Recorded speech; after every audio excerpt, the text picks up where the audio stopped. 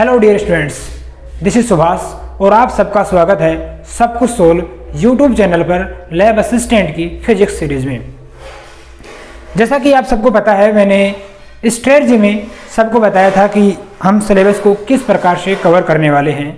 आज ये फिजिक्स का पहला वीडियो होगा और सिलेबस जैसा कि आपने यूट्यूब के कम्युनिटी पोस्ट में देख लिया था, उसमें इस टॉपिक का कहीं जिक्र नहीं है सदिश का। फिर भी हम आपको आज सदिश पढ़ाएंगे। इसके पीछे की वजह जान लीजिए। देखिए, सदिश फिजिक्स का एक बेसिक टॉपिक है। मतलब आप जहाँ भी फिजिक्स को पढ़ोगे हर जगह सदिश को पाओगे, क्योंकि फिजिकल क्वांटिटीज दो प्रकार की होती हैं। एक वे क्वांटिटीज जिनमें केवल परिमाण होता है और दूसरी वे क्वांटिटीज जिनमें परिमाण और दिशा दोनों होती हैं। तो जिनमें केवल परिमाण होता है उनको अदिश राशियां कहते हैं और उनका एडिशन, सब्सट्रैक्शन और यानी कि सारे के सारे जो प्रोसेस होते हैं वो सब सामान्य अलजेब्रा यानी सामान्य बीजगणित की तरह होते हैं।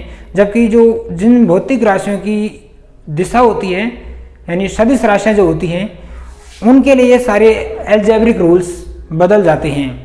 तो उनके रूल्स क्या होते हैं और वो किस प्रकार से काम करते हैं, इन सब का हम इसी लेक्चर में बात करेंगे और आपके कॉन्सेप्ट्स होंगे सारी क्रिस्टल क्लियर। तो हम बात करते हैं सबसे पहले भौतिक राशि। भौतिक राशि क्या होती हैं? वे राशियां जिन पर भौतिकी के नियम अप्लाई हो सकते हैं भौतिक राशियां कहलाते हैं। भौतिक राशियां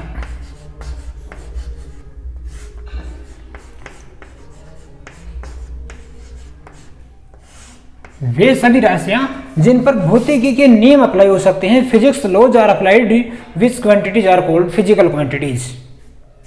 ये राशियां दो प्रकार की होती हैं, अदिश और सदिश, scalar quantity and vector quantity. Scalar quantities वे होती हैं जिनमें केवल परिमाण होता है। परिमाण मतलब अकेले परिमाण से उस राशि को हम पूरी तरीके से व्यक्त कर सकते हैं। और सदिश राशियां वो होती हैं जिनमें परिणाम के साथ साथ दिशा का भी बोध होता है। एग्जाम्पल देखो, जैसे कि आपको 5 मीटर कपड़ा लेना है, तो आप क्या बोलेंगे उन्हें कि मुझे 5 मीटर कपड़ा चाहिए, 5 मीटर रस्सी चाहिए या 5 किलो कोई सामान चाहिए, 5 किलोग्राम कोई सामान चाहिए। तो आप उसको एडजेक्टिव बोल सकते हो, केवल उसका आपको परिमाण बताना पड़ा कि मुझे 5 किलोग्राम चावल चाहिए। तो आपको केवल उसका परिमाण बताना पड़ा कि मेरे को 5 किलोग्राम चाहिए, या बोला मेरे को 3 किलोमीटर डिस्टेंस जाना है,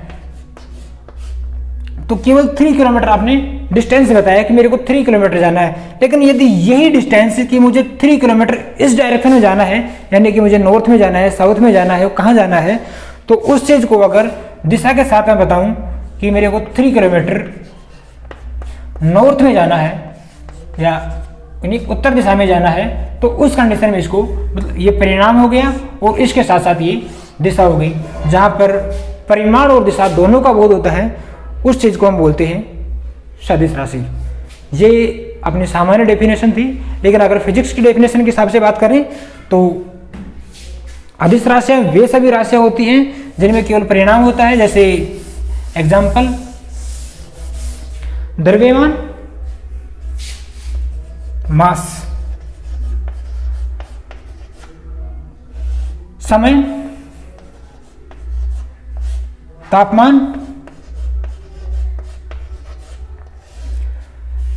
और वे राशियां जिनमें दिशा के परिमाण के साथ साथ दिशा का भी बोध होता है, उनको कहते हैं सदिश राशि। और फिजिक्स के एग्जाम्पल की बात करें तो वहां पर विस्थापन, वेग, बल आदि राशियां सदिश राशियां होती हैं। देखो, इसमें कॉन्ट्राडिक्शन की बात कर लेता हूं कि जब सदिश राशियों को हम डिफाइन करते हैं तो ये बताते हैं कि वे त्रिभुज नियम और समांतर चतुर्भुज नियम का भी पालन करते हैं। तो हाँ, अगर कुछ एक विमाओं में हम बात करेंगे, द्विविमाओं में बात करेंगे, त्रिविमाओं में बात करेंगे, तो द्विविमीय और त्रिविमीय में ऐसा कुछ नहीं होता त्रिभुज नियम और समांतर चतुर्भुज नियम जैसा, लेकिन एक विमीय सदिशों में ऐसा नियम होता है। तो इसके साथ साथ हम एक चीज़ और इंक्लूड कर देते हैं, वो है कि त्रिभुज नियम और समांतर चतुर्भुज नियम का भी ये पालन करती हैं। इसके बारे में हम डिटेल से डिस्कशन करेंगे चलने वाले आगे के लेक्चर्स में। तो अब तक हमने क्या पढ़ा कि सदिश राशियाँ, भौतिक राशियाँ दो प्रकार की होती हैं, सदिश राशि और अदिश राशि। सदिश राशि वे राशियाँ होती हैं जिनकी दिशा और परिमाण दोनों होते हैं, जैसे विस्थापन, वेग, त्वरण, बल। और अदिश राशियाँ वे होती हैं जिनमें केवल परिमाण का बोध होता है, दिशा का बोध नहीं होता, जैसे द्रव्यमान, दूरी, तापमान आदि। तो अदिश राशियाँ जो होती हैं उनके एल्जेब्रिक रूल्स सेम रूल्स होते हैं जो हम सामान्य गणित में रूल करते हैं, सामान्य अलजेब्रा में करते हैं, जैसे कि 3 किलोग्राम प्लस 3 किलोग्राम। तो ये सामान्य गणित में भी 6 होता है, 3 + 3 6 होता है। तो स्केलर क्वांटिटीज में भी इसका मान 6 होता है, लेकिन वेक्टर्स में इसके कुछ बदल जाते हैं, उनको हम डिटेल में डिस्कशन करेंगे। उससे पहले मैं सदिश के निरूपण के बारे में बात करता हूँ कि हम सदिश को कैसे लिखते हैं, क्योंकि सदिश आप लोगों के लिए भी नई चीज़ है। तो हम बात करते हैं सदिशों का निरूपण।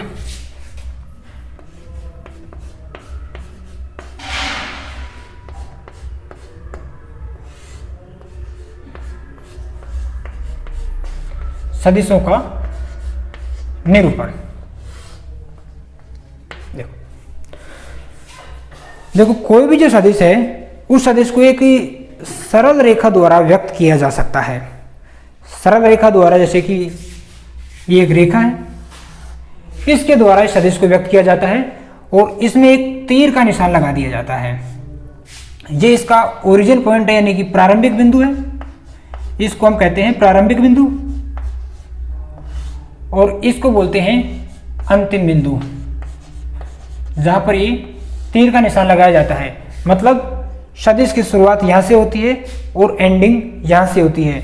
दूसरे वर्ड में इसको पूंछ या इंग्लिश में इसको टेल कहते हैं, और इसको कहते हैं हेड या सर। सदिश का जो निरूपण होता है उसमें एक रेखा खींची जाती है, जिसको प्रारंभिक बिंदु से और अंतिम बिंदु के लिए खींचते हैं। प्रारंभिक बिंदु को पूंछ कहते हैं, इंग्लिश में इसको टेल कहते हैं, और अंतिम बिंदु को सिर कहते हैं, इंग्लिश में से हेड कहते हैं। प्रारंभिक बिंदु से अंतिम बिंदु तक की इस दूरी को सदिश का परिमाण कहते हैं। प्रारंभिक बिंदु से अंतिम बिंदु को सदिश का क्या कहते हैं? परिमाण कहते हैं, जो क्या होती है? अदिश राशि होती है। तो ये जो कोई सदिश है, जैसे इसको मैं इस बिंदु को P और इस बिंदु को Q कहूं, तो इस सदिश को मैं PQ कहूंगा, जिसका ये पूंछ वाला भाग है और ये अंतिम भाग है, ये कहलाता है PQ सदिश। और इसको PQ को सदिश लिखने के लिए हम दो मेथड यूज करते हैं। पहला मेथड कि इसको हम गहरा लिख दें,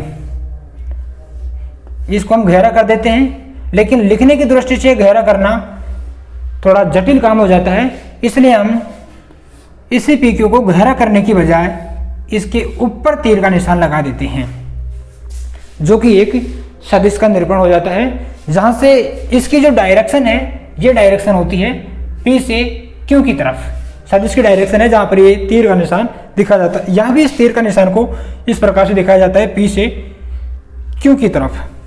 तो ये सदिश का परिणाम होता है। ये सदिश की जो लंबाई होती है, इसको हम PQ के रूप में अगर लिखना चाहें तो इसको PQ का मोड, इसको बोलते हैं सदिश की लंबाई, लेंथ ऑफ वेक्टर। सदिश की लंबाई लेंथ ऑफ वेक्टर, जो कि एक अदिश राशि है। और इसके साथ अगर मैं दिशा का जिक्र कर दूं, यानी कि कोई भी दिशा एन कैप, इसको दर्शा सकता हूं। ये एन कैप क्या है, मतलब ये दिशा है पी से क्यू की तरफ जाने वाली, यूनिट है, एकांक है, ये केवल दिशा को दर्शाता है और ये इसके परिमाण को दर्शाता है। ये इसका पूरा रिप्रेजेंटेशन होता है सदिश का। अब मैं अपनी जो फिजिकल क्वांटिटीज होती हैं, भौतिक राशियां होती हैं, वहां पर इससे एक कितने प्रकार के सदिश हमारे पास में आते हैं उनकी बात करते हैं। क्योंकि गतियां दो प्रकार की होती हैं, एक तो सरल रेखा में गति होती है, सीधी गतियां होती हैं, और दूसरी होती हैं घूर्णी गतियां। जो सीधी रेखा में गतियां होती हैं, सीधी यानी कि कण की गति की दिशा, कण की गति की दिशा ही सदिश की दिशा हो, देन उस कंडीशन में उसको बोलते हैं ध्रुवीय सदिश। और दूसरा होता है घूर्णी गति। घूर्णी गति होती है मतलब कण की जो गति होती है उसके परपेंडिकुलर डायरेक्शन में कण की गति की परपेंडिकुलर डायरेक्शन में होता है। परपेंडिकुलर मतलब लंबवत दिशा में होता है, तो उस कंडीशन में इसको बोलते हैं अक्षीय सदिश।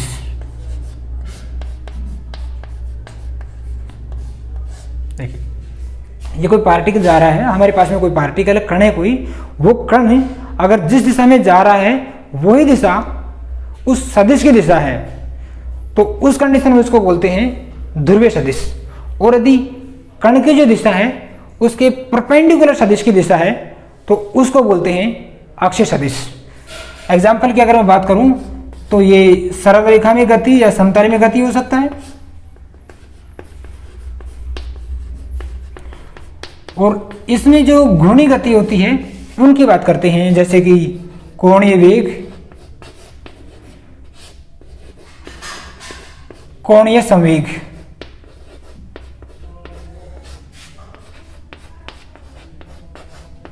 देखिए, फिजिकल क्वांटिटीज हमारे पास में दो प्रकार की होती हैं। एक वो गतियां होती हैं जो सामान्य गतियां होती हैं, और दूसरी गतियां जो घूर्णन करती हैं, मतलब किसी अक्ष के सापेक्ष घूर्णन करती हैं, उनको कहते हैं घूर्णी गति।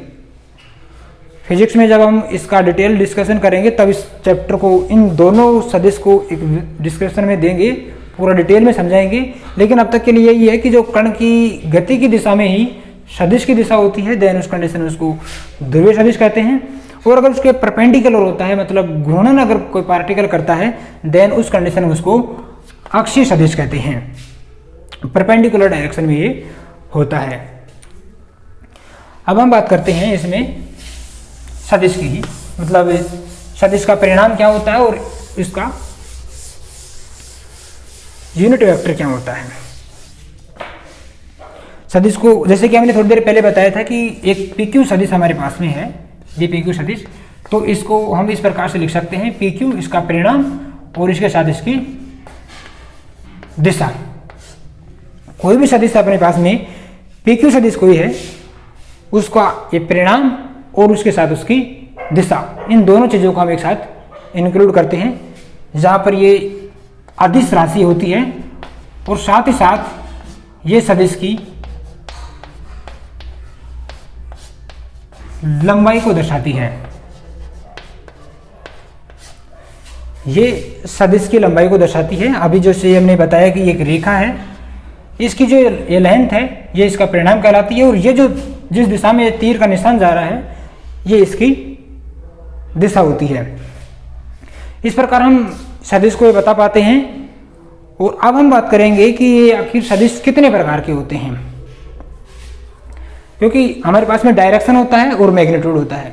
मैग्नीट्यूड मतलब परिणाम, परिणाम और डायरेक्शन, दिशा, दो चीजें होती है। उस बेसिस पर यह सदिश कितने प्रकार का होता है उस चीज का डिस्कस करेंगे। अब हम देखिए, दो सदिश हमारे पास में है, ए और बी। एक ए सदिश है, ये है, और एक बी सदिश है। ये सदिश समान सदिश कहलाते हैं यदि इनके परिणाम और दिशा दोनों समान हो तो ये समान सदिश कहलाते हैं। ये इसके अलावा किसी भी डायरेक्शन में हो सकते हैं, लेकिन परिणाम इनके बराबर होंगे। इसके अलावा ये ऐसे भी हो सकते हैं, लेकिन दूसरा भी इसके समांतर ही होगा। समांतर होने का मतलब इनकी दोनों की दिशा सेम रहेगी और परिणाम दोनों के सेम रहेंगे। हो सकता है कि ये इस प्रकार से भी हो। परिणाम समान होने का मतलब इन दोनों की लेंथ समान होगी और दिशा समान होने का मतलब ये दोनों एक दूसरे के समांतर होंगे। किसी भी डायरेक्शन में हो सकते हैं, ये भी हो सकते हैं, लेकिन दोनों की डायरेक्शन सेम रहेगी और परिणाम सेम रहेगा। इसको कहते हैं समान सदिश। अब अगर परिणाम और दिशा दोनों बदल जाएं, परिणाम और दिशा अगर दोनों बदल जाएं, यानी कि सदिश ए इधर है और बी सदिश इधर है, हो सकता है कि इसकी लेंथ समान हो लेकिन डायरेक्शन अलग है। हो सकता है कि इनकी डायरेक्शन समान हो लेकिन लेंथ अलग हो, ये इस डायरेक्शन में हो और एक इस डायरेक्शन में हो। तो दोनों जो सदिश हैं, सदिश ए और सदिश बी, असमान सदिश कहलाते हैं यदि इनकी दिशा और परिणाम या फिर दोनों अलग अलग हों, तो उसको कहते हैं असमान सदिश। हमने दो सदिश की बात की है, तो समान सदिश और दूसरा असमान सदिश। यह है असमान सदिश।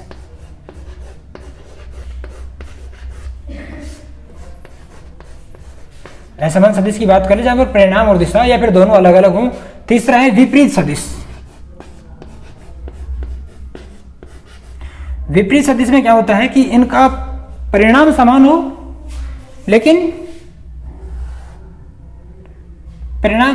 लेकिन दिशा इनकी विपरीत हो। इनकी केवल दिशा विपरीत हो जाएगी, मतलब ये दोनों एक दूसरे से 180 डिग्री पर आ जाएंगे। जैसे कि ये सदिश बना देते हैं, दूसरा ये सदिश बना देते हैं। ये सदिश इन दोनों की डायरेक्शन एक दूसरे के बिल्कुल विपरीत होगी। 180 डिग्री का कोण इन दोनों के बीच में बनेगा, तो वो सदिश विपरीत सदिश कहलाते हैं। इसके अलावा होता है एकांक सदिश।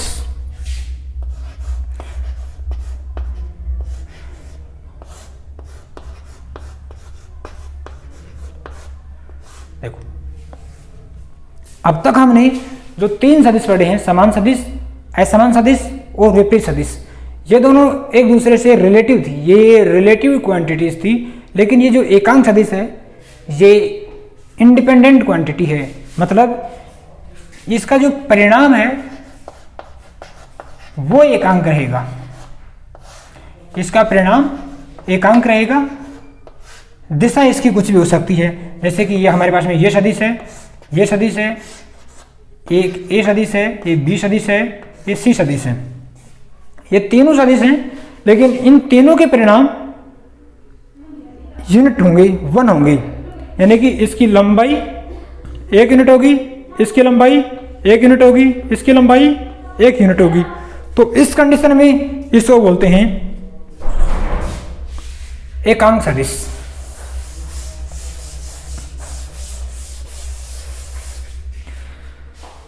इसके अलावा लास्ट सदिश आता है शून्य सदिश। लास्ट तो खैर क्या ही कहूँगा इसको, लेकिन अपने काम का है इतना ही। शून्य सदिश। शून्य सदिश में क्या होता है कि जो सदिश का निरूपण हमारे पास में इस तरीके से था, जिसको हम टेल बोलते थे और इसको हम हेड बोलते हैं। हेड और टेल दोनों एक हो जाएं, मतलब जहाँ से शुरू हो रहा है वहीं की वहीं ये खत्म हो गया, तो देन इस कंडीशन में इसको बोलते हैं शून्य सदिश। एग्जैक्टली इसकी कोई डायरेक्शन नहीं होती, हम जिस डायरेक्शन में चाहें इसको मान सकते हैं, और डायरेक्शन इसकी कुछ होती नहीं है। किसी के साथ अगर इसको जोड़ते हैं तो उस सदिश पर कोई फर्क नहीं पड़ता।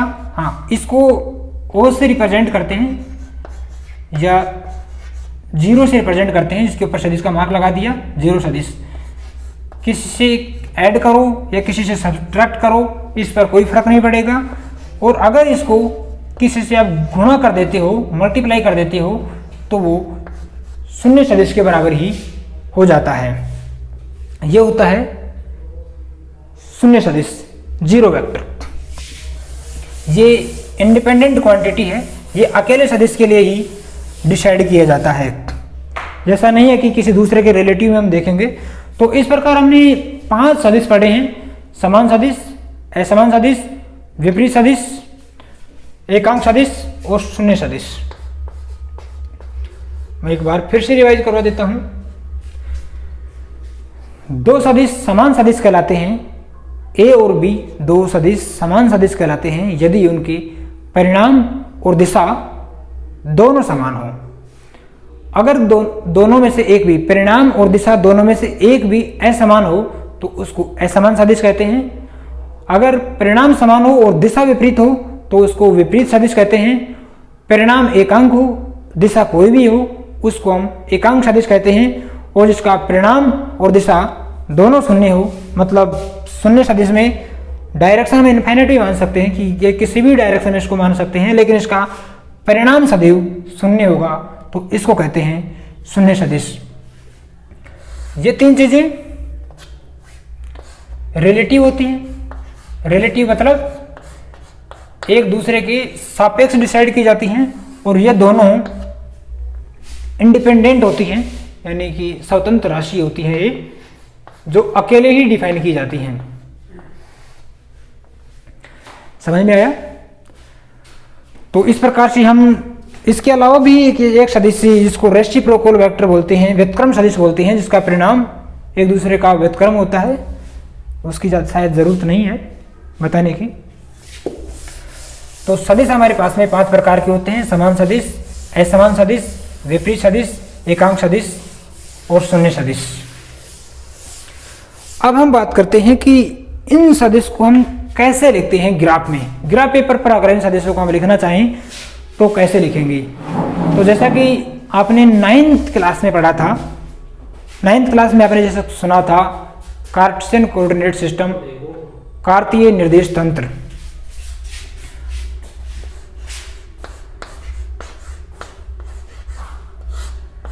कार्तीय निर्देश तंत्र ये आपने 9th क्लास में मैथमेटिक्स में देखा था। वहां से हम ये मानकर चलते हैं कि आपको कार्टेशियन कोऑर्डिनेट सिस्टम यानी कार्तीय निर्देश तंत्र के बारे में कुछ थोड़ा बहुत पता होगा, लेकिन अगर नहीं भी है तो हम इसका ब्रीफ डिस्क्रिप्शन वापस से करेंगे पूरा का पूरा। हम सदिश को कैसे लिखते हैं इसके बारे में हम आपको बताएंगे। कार्तीय निर्देश तंत्र में क्या होता है कि 3 एक्सिस होती हैं जो एक दूसरे के परपेंडिकुलर होती हैं। देखिएगा,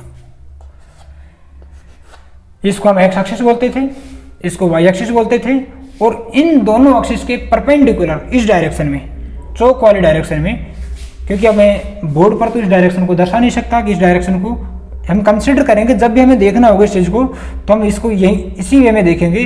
अब कोई पार्टिकल थोड़ा ऊपर है तो पार्टिकल, जैसे यहाँ पर पार्टिकल रखा हुआ है, चौक यहाँ पर रखा हुआ है, तो इसको हम ये कंसिडर करके चलेंगे कि ये जेड एक्सिस के सापेक्ष है, थोड़ा ऊपर रखा हुआ है। 3 एक्सिस बनते हैं यहाँ पर, एक्स एक्सिस, वाई एक्सिस और जेड एक्सिस। ये एक्सिस एक दूसरे के परपेंडिकुलर होती हैं, और इन तीनों का जो कटान बिंदु है उसको कहते हैं ओ। ओ मतलब ओरिजिन पॉइंट। ये जो कटान बिंदु होता है इसको बोलते हैं ओ। इसको हम रेफरेंस पॉइंट भी बोलते हैं। रेफरेंस पॉइंट क्यों? क्योंकि सारे के सारे पॉइंट हम इसी के हिसाब से डिसाइड करते हैं। हिंदी में कहूं तो संदर्भ बिंदु। कार्तीय निर्देश तंत्र में 3 अक्ष होते हैं, एक्स, वाई और जेड। ये तीनों अक्ष एक दूसरे के परपेंडिकुलर होते हैं। परपेंडिकुलर ऐसे होते हैं जैसे अगर मैं इस अंगूठे को एक्स एक्सिस मान लूं, इसको वाई एक्सिस मान लूं, तो इसके ऊपर ये चौक ये जेड एक्सिस माना जाएगा। इसी चीज को आप इस तरह से देख सकते हैं, ये एक्स एक्सिस है, ये वाई एक्सिस है, और इसके परपेंडिकुलर ये जेड एक्सिस है। अब इसमें अगर कोई पॉइंट ये रखा हुआ, यहाँ पर कोई पॉइंट है, तो इसको मैं चूंकि यहाँ तो लिख नहीं सकता, इसलिए इस पॉइंट को मुझे यहाँ लिखना पड़ेगा। यह पॉइंट है P। इसके हम निर्देशांक लिखा करते थे 9th क्लास में। वो कैसे लिखते थे? एक्स निर्देशांक क्या होता था? इस पॉइंट P से एक्स एक्सिस पर जो डाला गया लंब है उसके साथ ये जो दूरी बनती है उसको हम बोलते थे एक्स निर्देशांक। वाई एक्स पर जो लंब डाला गया है इसको हम बोलते थे वाई निर्देशांक। और जेड एक्स के ऊपर जो लंब डाला जाएगा, जैसे कि ये पॉइंट इधर है और ये डिस्टेंस है यहाँ से, ये जेड एक्सिस है और कोई पॉइंट इधर है, इधर पॉइंट है, तो यहाँ से इस प्रकार से जो लंब डाला जाएगा उसको बोलते हैं हम जेड एक्सिस, जेड कोऑर्डिनेट। तो ये distance X Y Z, X X पर डाला गया लंब ये एक्स, वाई एक्स पर लंब डाला गया वाई और जेड एक्स पर लंब डाला गया वो जेड।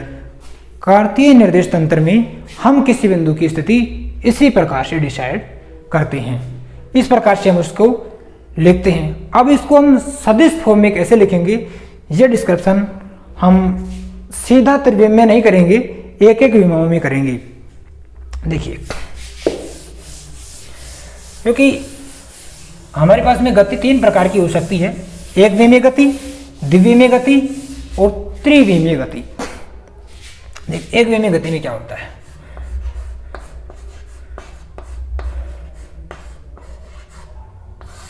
एक विमीय गति या एक विमीय कार्तीय निर्देश तंत्र, उसकी बात करूं मैं, इसको इस टाइम पर अगर सदिश बोलूंगा तो ज्यादा बेहतर रहेगा। एक विमीय सदिश। अब हमारे पास में केवल एक ही विमा है, मतलब पार्टिकल केवल यहां से इस डायरेक्शन में ही जा सकता है।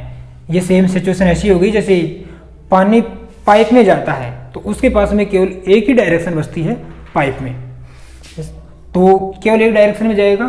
तो उसी में हम इस चीज़ को डिसाइड करेंगे, जैसे ये 1 है, ये 2 है, 3 है, 4 इनफाइनाइट तक। मैथमेटिक्स में अगर हम बात करें, गणित में अगर बात करें, तो रियल एक्सिस जो होती है उस चीज़ की हम बात कर रहे हैं, एक विमीय की बात हम कर रहे हैं। अगर किसी पार्टिकल को हमें बताना होता है कि कोई पार्टिकल 4 यूनिट पर है, 4 इकाई पर है, तो ये पार्टिकल यहाँ होगा, फिर 3 इकाई पर है तो ये पार्टिकल यहाँ होगा। तो इसको इस प्रकार से रिप्रेजेंट करते हैं।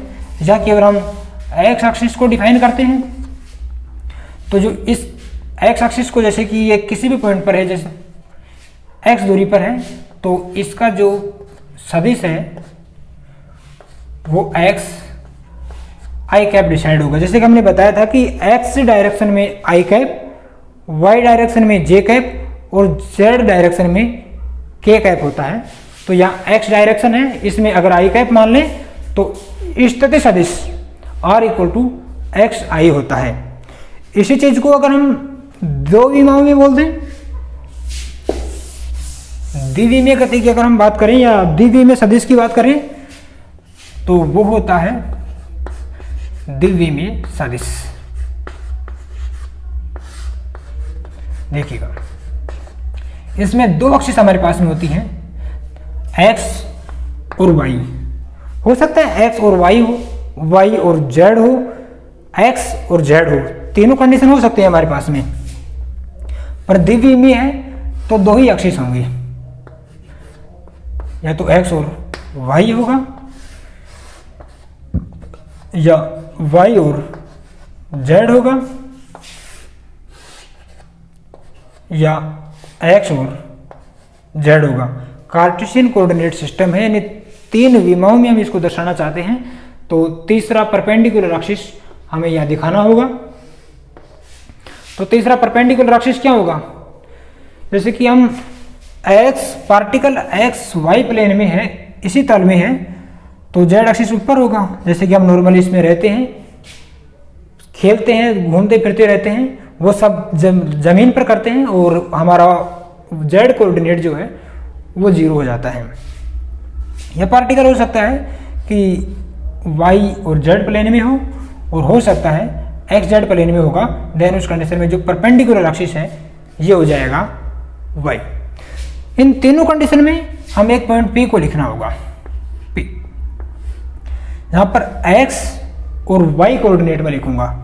तो x की जगह मैं x कर देता हूँ, y की जगह y और z की जगह 0, राइट।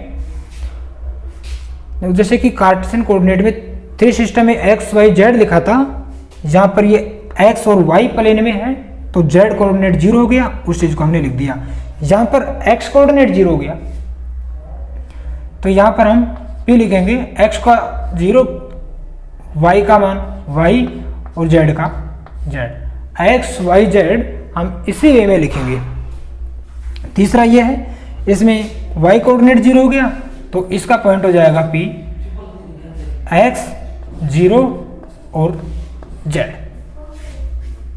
इसका जो स्थिति सदिश हम लिखेंगे उसको कैसे लिखेंगे देखिएगा, जो 0 है उसको लिखने की जरूरत है नहीं, तो ये हो जाएगा x i plus y j। कैसे, ये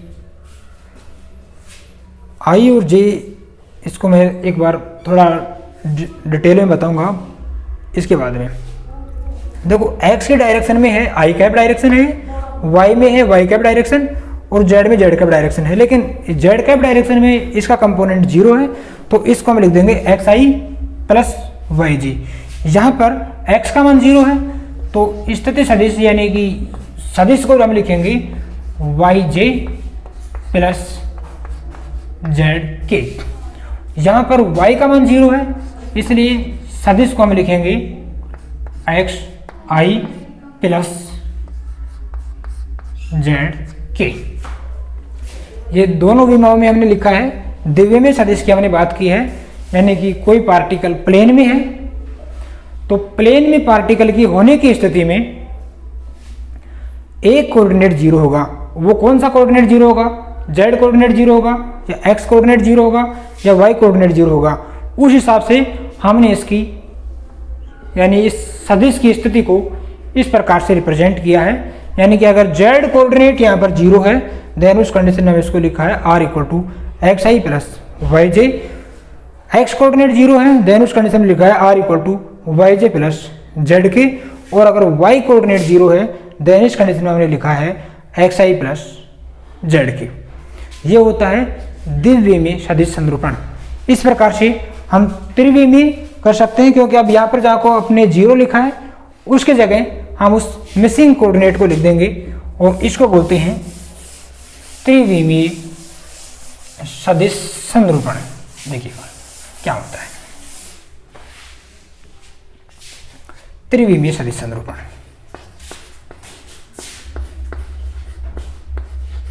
त्रिविमीय सदिश संरूपण, ठीक। यहां पर हम तीनों एक्सिस को लेंगे x, y और z। x की डायरेक्शन में जो होगा उसको हम बोलेंगे x सदिश, y के डायरेक्शन में y कैप, z के डायरेक्शन में k कैप। गोरखपुर हम सदिश को लिख देंगे, ये तो जनरल फॉर्म में आप लिख सकते हैं, जैसे कि दो विमाओं में अपने को समझ में आ ही गया है, तो त्रिविमाओं में भी हम लिख देंगे। ये x है, ये y है और ये z है। इस डायरेक्शन में जो यूनिट वेक्टर होता है इसको बोलते हैं i कैप, इस डायरेक्शन में इसको बोलते हैं j कैप, और इस डायरेक्शन में जो होता है उसको हम बोलते हैं k कैप। ये यूनिट वेक्टर है, हमने थोड़ी देर पहले बताया था कि इसको हम कैप से रिप्रेजेंट करते हैं और इसका परिणाम 1 होता है। और हाँ, इसका फिजिकल मीनिंग जैसे एक वे में हमने बताया था कि ये डिस्टेंस 1 है, ये 2 है, ये 3 है, तो इस चीज़ को हम यूनिट वेक्टर बोलते हैं। जैसे कि कोई पार्टिकल, यहाँ पर मैं किसी पार्टिकल को लिखता हूँ 3, तो 3 का मतलब 3 आई कैप। इसका मतलब होता है कि जो आई कैप है ये 3 बार इंक्लूड है। पहली बार यहाँ से यहाँ तक, दूसरी बार यहाँ से यहाँ तक और तीसरी बार यहाँ से यहाँ तक। ये इसका फिजिकल मीनिंग होता है यूनिट वेक्टर का, ठीक। देखिएगा आई कैप, तो कोई पॉइंट P है जिसके निर्देशांक हैं x, y और z, ठीक।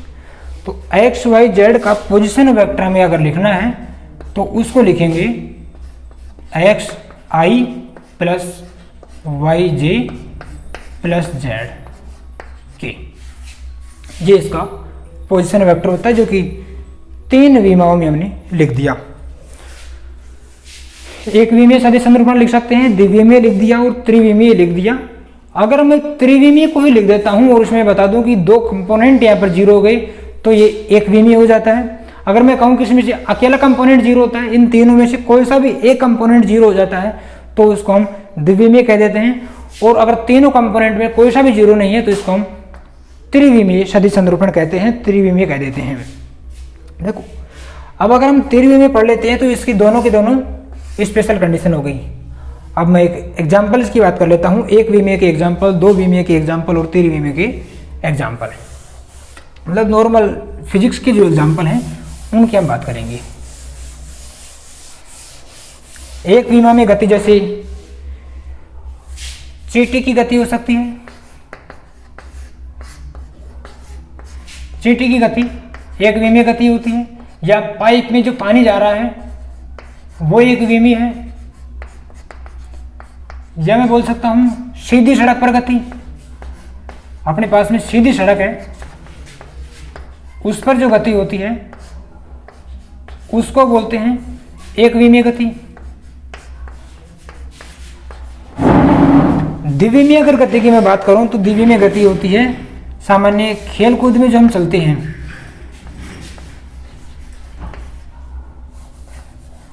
खेल कूद में जो हमारी गति होती है उसको बोलते हैं द्विविमीय गति। या फिर टेढ़ी मेढ़ी सड़क पर हम जाएं तो उसको बोलते हैं द्विविमीय गति। और त्रिविमीय गति होती है मक्खी की गति, मतलब जो उड़ती है मक्खी, मधुमक्खी, या फिर एरोप्लेन की गति, हवाई जहाज की गति।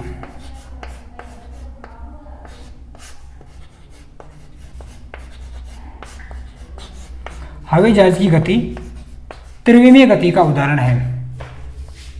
अब देखिएगा चींटी की गति को अगर हम एक्सप्लेन करते हैं तो सीधा हम बता देते हैं कि इस एक्सिस पर ये इतने मीटर आगे गई है, इतने डिस्टेंस इसने कवर किया है, पाइप में पानी है, उसकी गति को हम सीधा इसे बता देते हैं कि इतने मीटर तक ये पानी गया है। इसमें सीधी सड़क पर हम गति करते हैं तो उसको हम एक विमीय में सीधा दर्शाते ही है। खेलकूद में जैसे कि आपका ये ग्राउंड है, इसको मैं एक्स एक्सिस इसकी लंबाई मान लेता हूं और इसको इसकी चौड़ाई मान लेता हूं, ग्राउंड की लंबाई और चौड़ाई। अब अगर आप इसमें ग्राउंड में चलते हो, इसी डायरेक्शन में चलते हो, अगर आप यानी कि इसकी बाउंड्री के ऊपर ही चलते हो तो इसको बोलते हैं यहाँ तक, इसको एक विमीय गति बोलते हैं। लेकिन अगर आपने यहाँ से चलना शुरू किया या सीधा आप खेलते हो, यहाँ से यहाँ गए, यहाँ से यहाँ गए, यहाँ से यहाँ गए, तो इसको आप एक विमाओं में नहीं दर्शा सकते। इसको दर्शाने के लिए जैसे यहाँ से यहाँ गए फिर यहाँ गए, द्विविमीय संरूपण की आवश्यकता पड़ेगी। ठीक, तो इसको हम बोलते हैं द्विविमीय। और एरोप्लेन जो होता है उसको बोलते हैं त्रिविमीय। जैसे एरोप्लेन होता है कि इस प्रकार से वो जाता है और ऊंचाई भी वो साथ साथ कवर करता जाता है, इसको बोलते हैं त्रिविमीय गति। जैसे ये चीज क्लियर होती है, इसके बाद में नेक्स्ट जो लेक्चर हमारा होगा उस नेक्स्ट लेक्चर में हम सदिशों के योग और योग के जो दो नियम हैं जो हमने आते ही डिस्कशन किया था कि सदिशों के लिए त्रिभुज नियम और समांतर चतुर्भुज नियम का पालन करना होता है, उस नियम की बात करेंगे। तो उम्मीद करता हूं कि ये चीज़ें आपको समझ में आई होंगी और सारी चीज़ें क्रिस्टल क्लियर हुई होंगी और आप वेट करेंगे नेक्स्ट वीडियो का जिसमें हम सदिशों का योग और गुणन करेंगे। Happy learning, bye bye.